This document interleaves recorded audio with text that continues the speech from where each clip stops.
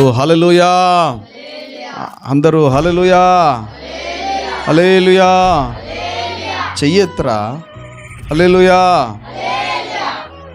దేవుని సన్నిధికి వచ్చావు, జాగ్రత్త ఉండాలి. పిల్లలు కూడా, పిల్లలతో దేవుడు మాట్లాడతాడు. ఎవరితో మాట్లాడతాడు? పిల్లలతో దేవుడు మాట్లాడంటే ఏం చేయాలి? తల్లి రత్నమ్మ, గ్రేసి వినాలి. మీ పిల్లలతో దేవుడు మాట్లాడాలంటే ఏం చేయాలి? పిల్లలను ప్రార్థన చేసేది కాదు, పిల్లలకు ప్రార్థన నేర్పించాలి, పిల్లలకు వాక్యము నేర్పించాలి. పిల్లలకి ఎప్పుడైతే నువ్వు ప్రార్థన నేర్పిస్తావో, నువ్వు ప్రార్థన చేస్తూ పిల్లలకు ప్రార్థన నేర్పించాలి. పిల్లలకు ప్రార్థన నేర్పిస్తే పిల్లలకు బాలుడు నడవవలసిన త్రోవను, మంచి క్రియలను నేర్పియాలి. అబద్ధం ఆడొద్దని చెప్పాలి, దొంగతనం చేయొద్దని నేర్పియాలి పిల్లలకు, మోసం చేయొద్దని నేర్పించాలి పిల్లలకు. మంచి గుణలక్షణాలతో వారిని పెంచాలి, నేర్పించాలి పిల్లలకి. నేర్పిస్తూ దేవుని బైబిల్లో ఉన్నటువంటి అనేకమైన మంచి మంచి కథలు ఉన్నాయి. జరిగిన సంఘటనలు, కథలు కాదు, జరిగిన సంఘటనలు, దావీదు గురించి, సమూయేలు గురించి, భక్తులను గురించి పిల్లలకు చెప్పాలి. మీరు నేర్చుకుంటే చెప్తారు. ఇలాగ నేర్పిస్తూ పిల్లలను వారికి ప్రార్థన నేర్పిస్తే దేవుడు వారితో మాట్లాడతాడు. సొలొమోనుతో బాల్య దశలోనే మాట్లాడాడు. హల్లెలూయా. దేవుని సన్నిధిలో పగలు ఉదయం ప్రార్థన చేశాడు, రాత్రి పడుకున్నాడు. ఆ రాత్రి దేవుడు సొలొమోనుతో మాట్లాడుతున్నాడు. సొలొమోను, నీ ప్రార్థన నేను విన్నాను. ఏం విన్నాను? నీ ప్రార్థన విన్నానయ్యా. నీకేం కావాలో కోరుకో, నేను నీకేం చేయాలో అడుగు, నేను నీకు చేస్తాను అంటున్నాడు. అప్పుడు సొలొమోను ఏమంటున్నాడు తెలుసా? కలలో, అయ్యా నేను బాలుడను.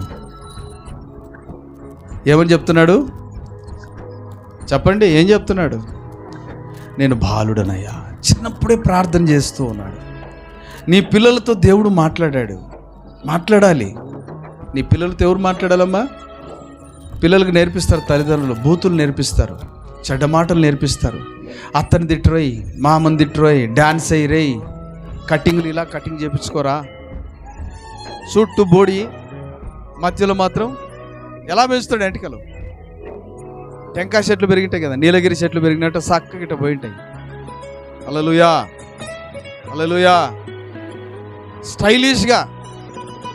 స్టైలిష్గా పిల్లలను లోకానికి తగినట్టుగా తల్లిదండ్రులు చాలా పెంచుతున్నారు. దేవునికి తగినట్టు కాదు, దేవుడు ఇష్టపడే రీతిగా నీ పిల్లలను పెంచాలి. నీ పిల్లలతో దేవుడు మాట్లాడాలి. హల్లెలూయా. ఎవరు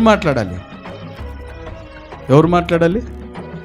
మరి నీ పిల్లలతో దేవుడు మాట్లాడడానికి మీరు పెంచుతున్నారా? పిల్లలకు అన్యాయం నేర్పిస్తున్నారు, పగ నేర్పిస్తున్నారు, ద్వేషం నేర్పిస్తున్నారు. వాళ్ళతో మాట్లాడొద్దు, తాతతో మాట్లాడొద్దు, అవ్వతో మాట్లాడొద్దు, బాబాయ్తో మాట్లాడొద్దు, వారింటికి వెళ్ళొద్దు. హద్దులు నేర్పిస్తున్నారు, కక్షలు నేర్పిస్తున్నారు, పగలు నేర్పిస్తున్నారు, ద్వేషము నేర్పిస్తూ ఉన్నారు. లోకంలో చీకటి క్రియలు ఎలా చేయాలో నేర్పిస్తూ ఉన్నారు తల్లిదండ్రులు పిల్లలకు. అది మంచిది కాదు. నీ పిల్లలను దేవుడు ఆశీర్వదించాలంటే చిన్నప్పుడే, సామెతల గ్రంథం జ్ఞాని అయిన సొలొమోను తెలియజేస్తున్నాడు. 22వ అధ్యాయం 6వ వచనంలో, బాలుడు నడవవలసిన త్రోవను వానికి నేర్పము, వాడు పెద్దవాడైనప్పుడు దాని నుండి. సొలొమోను బాల్య దశలోనే ప్రార్థన చేసినందువలన దేవుడు సొలొమోనుతో దేవుడు మాట్లాడాడు. ఎప్పుడు మాట్లాడాడు? చిన్నప్పుడు మాట్లాడాడు. చూడండి, మొదటి రాజుల గ్రంథం 3వ అధ్యాయం 7వ వచనం. నా దేవా యెహోవా, నీవు నా తండ్రి అయిన దావీదునకు బదులుగా నీ దాసుడనైన నన్ను రాజుగా నియమించావు కదా. అయితే నేను బాలుడను. ఏమని చెప్తున్నాడు? ఎవరితో చెప్తున్నాడు? సొలొమోనుతో దేవుడు ఎప్పుడు మాట్లాడుతున్నాడు? దేవుడు సొలొమోనుతో ఏ వయసులో మాట్లాడుతున్నాడు? బాలుడుగా ఉన్నప్పుడు మాట్లాడుతున్నాడు. పిల్లలతో దేవుడు మాట్లాడాలని తల్లులు కోరుకోవాలి. నా కొడుకు దేవునితో నడవాలి, దేవునిలో ఉండాలి, దీవించబడాలని, దేవుని సన్నిధిలో నా కొడుకు ఆశీర్వదించబడాలని తల్లులు కోరుకోవాలి. అందుకే జ్ఞానవంతురాలు తన ఇల్లు కట్టును. పిల్లలకు ప్రార్థన నేర్పించాలి, పిల్లలకు భక్తి జీవితం నేర్పించాలి. పిల్లలకు న్యాయము, నీతి, యథార్థత, పరిశుద్ధత, సత్యము, ఈ విషయాలను పిల్లలకు చక్కగా నేర్పించాలి. అబద్ధాలు ఆడకూడదని నేర్పించాలి, మోసము చేయకూడదని నేర్పించాలి, దొంగతనం చేయకూడదని నేర్పించాలి, అన్యాయముగా మాట్లాడకూడదు, అన్యాయముగా ప్రవర్తించకూడదని నేర్పించాలి, న్యాయముగా ప్రవర్తించాలని నేర్పించాలి, న్యాయమును నేర్పించాలి, సత్యమును నేర్పించాలి. పిల్లలకి ఈ విధంగా నేర్పిస్తే ప్రార్థన నేర్పించాలి. ఇర్మియా గ్రంథం 9:21 స్త్రీలారా యెహోవా మాట ఆలకించుడి, మీ కుమార్తెలకు రోదనము చేయ నేర్పుడి. రోదనము చేయంటే పిల్లలకి ఏం నేర్పించాలి? కన్నీటితో నువ్వు కన్నీరు గార్చి ఏడిసి ప్రార్థన చేస్తే నీ పిల్లలకి ఏడిసి ప్రార్థన చేస్తారు. వింటున్నావు రత్నమ్మ? ఎవరి కోసం ఏడవాలి? నీ భర్త కోసం ఏడవాలి, నీ భర్త మార్పు కొరకు ఏడవాలి, నీ పిల్లల కొరకు ఏడవాలి.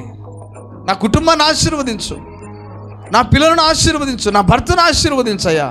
త్రాగుడు వ్యసనంలో నుంచి విడిపించండి నా భర్తను అయ్యా. లోకంలో చీకట్లో నుంచి విడిపించు ప్రభువా, చీకటి కోణం నుంచి విడిపించు ప్రభు అని కన్నీరు కార్చాలి, వేదన పడాలి, దుఃఖపడాలి. కన్నీటి ప్రార్థన, నీ ప్రార్థన విని దేవుడు నీ భర్తను, నీ పిల్లలను మార్పుదల చేస్తాడు.